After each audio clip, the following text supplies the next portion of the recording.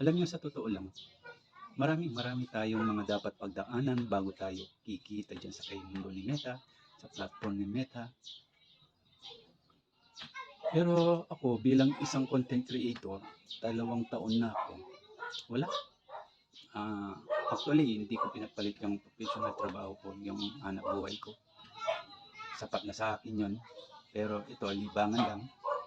Pag in case na wala akong ginagawa sa trabaho ko, bubukas ako ng cellphone, tinitingnan ko yung mga nangyayari sa social media.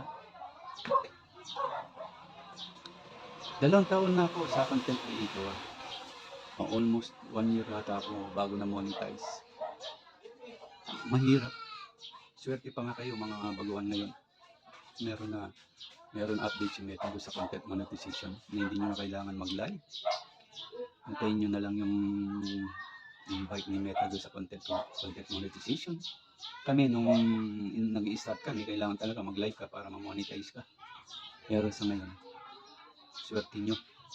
Hindi na kailangan yung 5,000 followers.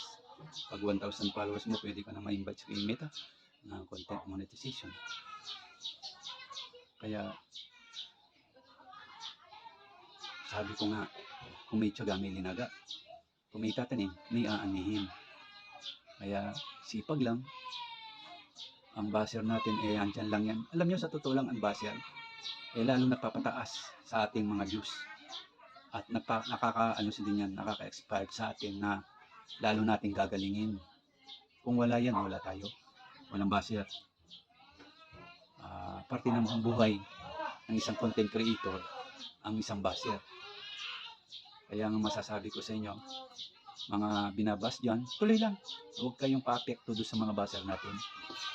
Kasi, alam nyo sa totoo lang, kasama na yan sa content natin. Kasama na sa content creator natin bilang isang content. Na yung mga ginagawa ninyong content, yung ginagawa nating mga vlog, natural lang yan. Kung isang tao laging nakasubaybay sa'yo, and then nung mag-start pa lang, ganun na yung mag-ali mo, ganun na yung attitude mo. Ngayon, lumaki yung earnings mo, lumaki na yung income mo. Nakita niya, nagbago na yung lahat. Di ba? Malaking epekto ang pera. Pag ikaw ay nakahawak ng pera, mag-iiba. Ang mga iba naman, hindi. Marami naman sa atin na hindi naman. Meron dyan na tumutulong na hindi pinapakita sa social media. Diba? Kaya, guys, maabot nyo rin yan basta tuloy lang natin. Abutin man tayo ng 1 taon, 2 taon, 3 taon, 4 na taon, o 10 taon pa. Ituloy lang natin.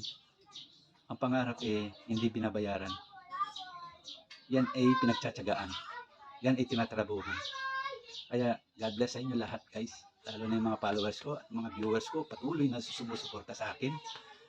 Maliit man yan. Matuto tayo magpasalamat.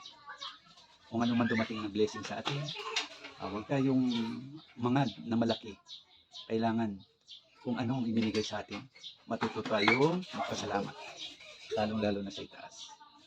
God bless us all sa inyo pong lahat. Thank you po.